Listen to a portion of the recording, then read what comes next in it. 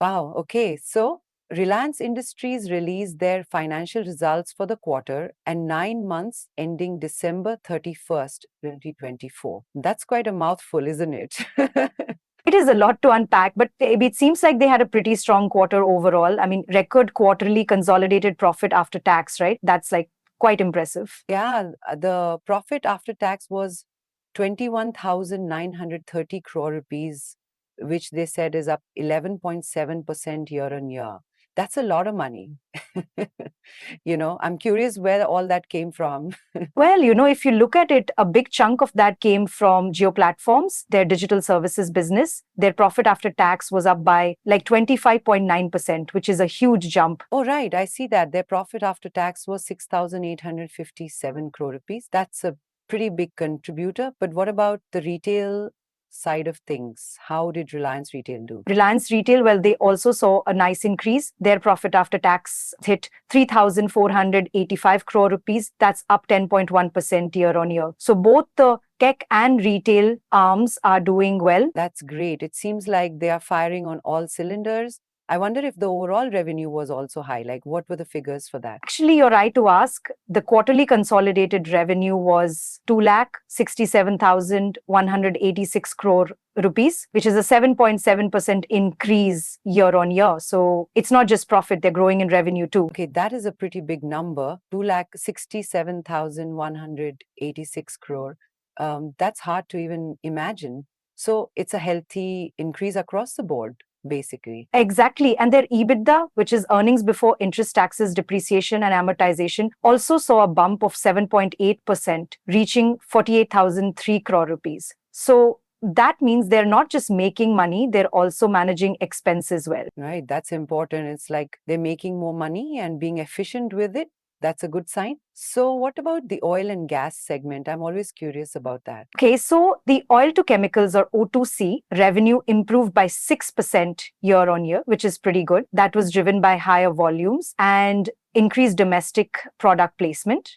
They had some plant shutdowns the previous year, which impacted those numbers, but not this time. Ah, okay, that makes sense. Plant shutdowns can really affect production. So, that 6% is a rebound from last year, then essentially. Well, yeah, basically, they said their domestic fuel retailing volume increased significantly with a 43.7% growth in MS and 22.8% growth in HSD. I mean, those are huge numbers.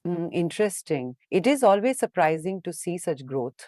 What about the oil and gas revenue itself, though? Did it also increase? Actually, the oil and gas segment revenue declined slightly. It was down 5.2% due to lower volumes and price realizations for CBM and condensate. Okay, so a bit of a mixed bag. I guess it's not all going to be gains all the time.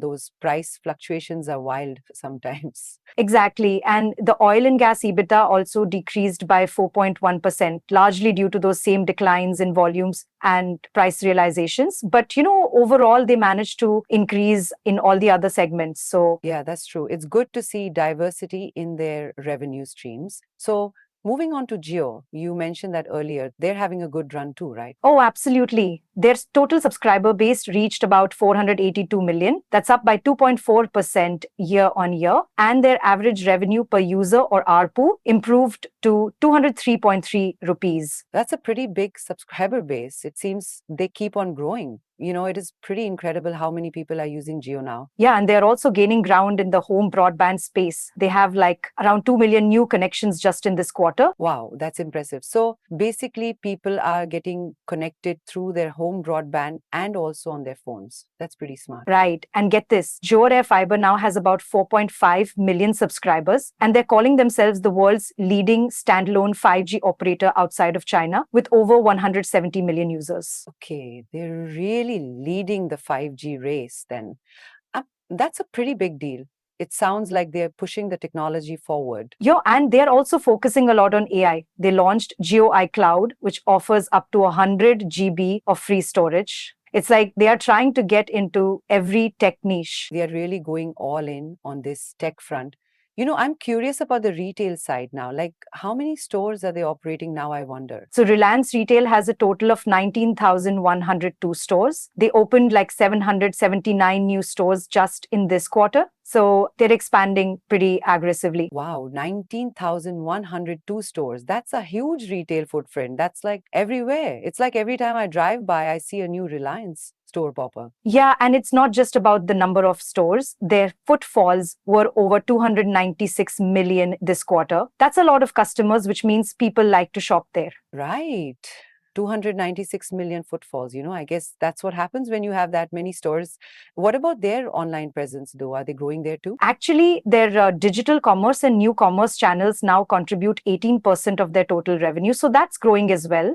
They are seeing a huge 37% year on year growth in their B2C grocery segment. Okay, so it's both the brick and mortar and online side growing.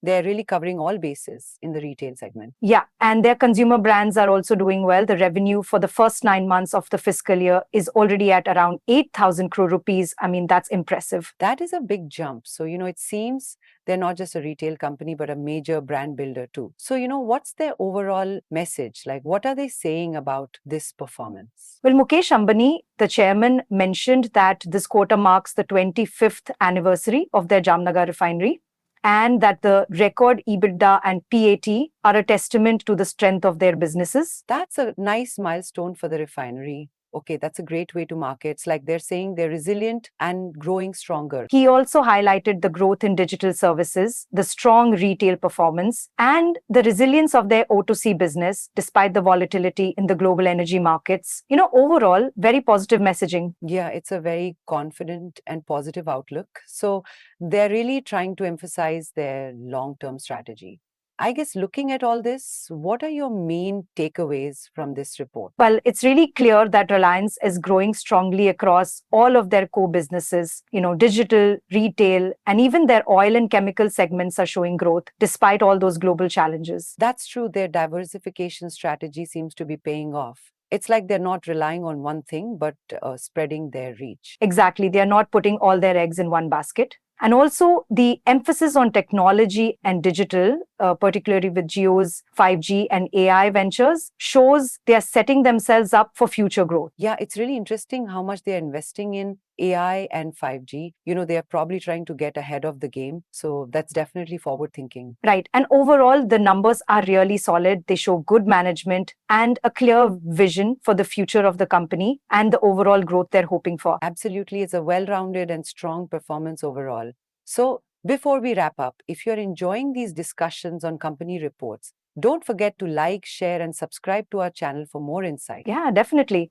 So one thing that's interesting to me is how will these investments in AI and 5G specifically change the consumer experience in the coming years? What do you think?